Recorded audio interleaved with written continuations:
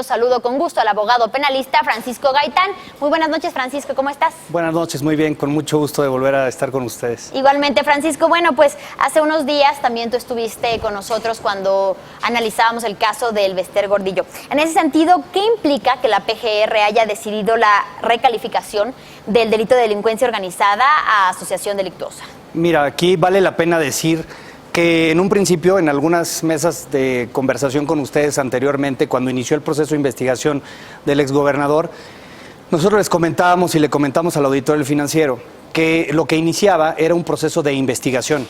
La PGR iba a recolectar datos de prueba que le permitieran establecer que se había cometido un hecho con apariencia de delito denominado operaciones con recursos de procedencia ilícita, también denominado lavado de dinero, pero con una modalidad de comisión distinta que se llama delincuencia organizada.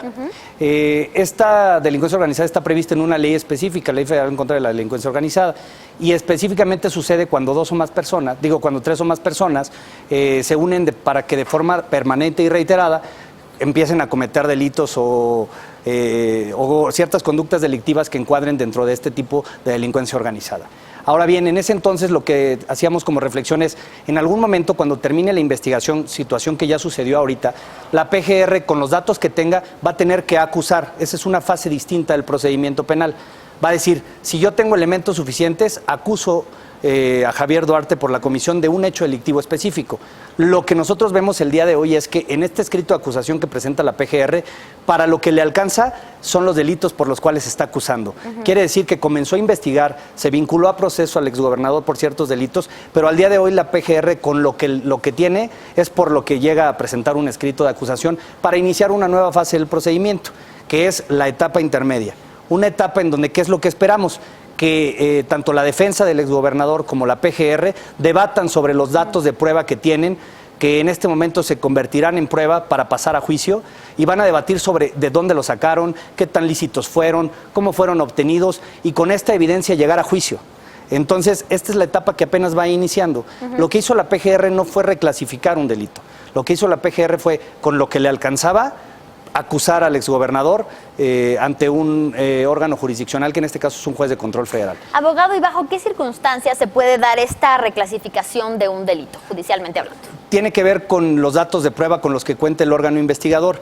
No sé si recuerdas que la última vez que estuvimos aquí presentes, yo invitaba a reflexionar sobre la importancia que le damos a los órganos investigadores, ministerios públicos, policías federales, en este caso en materia federal, y peritos. ¿Por qué? Porque radica todo el éxito de un caso penal en los datos de prueba que logre acreditar o que logre recolectar la Procuraduría. ¿En qué radica el tema de por qué te investigo por un delito y te acuso por otro? Simplemente con los datos de prueba con los que cuente, si me alcanza en principio para decir que pudiste haber cometido un delito, pero después de realizar ciertas diligencias de investigación, en este caso un año, me alcanza simplemente para otro tipo de delito, no te puedo acusar por el primer delito. No quiere decir que sea una reclasificación formal, sino simplemente la PGR dice, me alcanza para acreditar solo estos dos delitos, ¿no? Que es en este caso las operaciones con recursos de procedencia ilícita y la asociación delictuosa. Y no los que lo llevaron en un principio primera a vincularlo a la cárcel. Después de lo determinado por la PGR, entonces, Javier Duarte podría salir en libertad. O sea, hay la remota, por lo menos, posibilidad de que podría salir en libertad. Aquí valdría la pena distinguir dos cosas. El caso que está llevando la PGR, después de una vinculación a proceso, terminación de la etapa de investigación complementaria y el inicio de esta etapa intermedia a través de la presentación del escrito de acusación, y de los casos que además está mencionando el gobernador Yúñez. Porque lo que él está diciendo es, existen otras órdenes de aprehensión en contra del exgobernador que son independientes del primer caso. Entonces podríamos decir, existe la posibilidad que ante ya no acusar por la delincuencia organizada, un juez de control pudiera revocar la prisión preventiva oficiosa, eso sí es cierto, sí puede pasar, pero lo que tendría que actualizarse es que ya no existe necesidad de cautela, necesidad de mantener al exgobernador privado de su libertad. ¿Por qué? Porque exista riesgo o peligro de fuga, por ejemplo.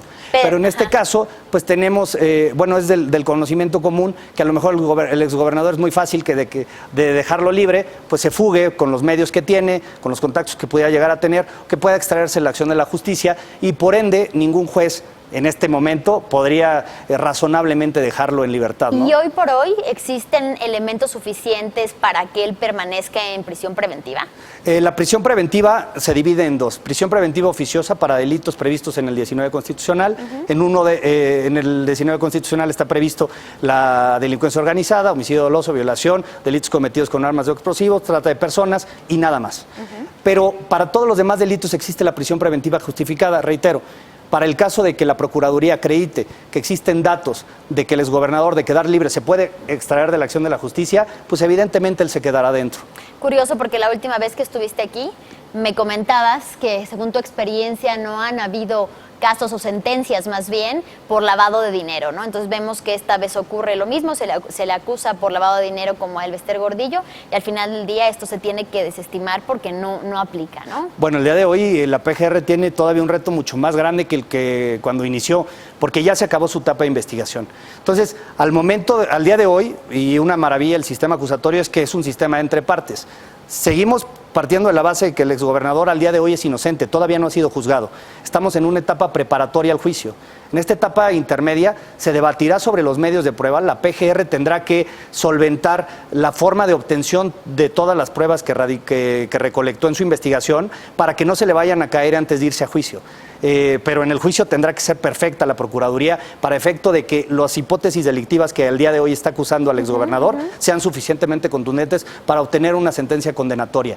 De existir una labor de la defensa pues con un carácter, digamos que proteccionista y una defensa que realice adecuadas alegaciones en el juicio y que considere a lo mejor un juez de juicio oral que el exgobernador es inocente, pues también existe esa posibilidad después del desahogo de todas las fases del procedimiento. Pero estamos hablando entonces de un proceso al que todavía le resta bastante tiempo. O sea, no hay cuestiones inmediatas que puedan ocurrir y decir ya lo van a liberar, o de plano se desestima nuevamente estos delitos que mencionaba el gobernador de Veracruz. Correcto. Es que vale la pena hacer la reflexión de que el exgobernador nunca ha estado preso por la comisión de un hecho delictivo. Ha estado preso porque presumiblemente cometió un hecho delictivo. Y ese hecho delictivo se sanciona con tal gravedad que mientras dura su procedimiento él puede estar privado de su libertad. Y al día de hoy continúa privado de su libertad, pero bajo la justificación de que dejarlo libre pudiera poner en peligro este procedimiento. Pero el procedimiento todavía le quedan dos etapas muy importantes. La primera, que es la intermedia que te comentaba, la depuración de datos de prueba que han obtenido tanto la defensa como la Procuraduría, y después ya la etapa de juicio oral. Con todo lo que pase en esta etapa como filtro de pruebas, ya se llegará a una etapa de juicio muy similar al juicio de Estados Unidos, ¿no? Una etapa de juicio oral en donde evidentemente se desahogarán pruebas testimoniales, periciales, en presencia del juez, muy similar a un juicio en Estados Unidos. Pues estaremos al pendiente entonces de este proceso y te invitaremos más adelante nuevamente para que nos platiques cómo se podrá seguir desarrollando. Todavía le queda tiempo. Todavía. Y estaremos muy a la expectativa, por supuesto, de qué ocurre con Javier Duarte, el exgobernador de Veracruz. Correctamente. Muchas gracias nuevamente por estar aquí, como siempre. No, gracias a ustedes. Es un gusto.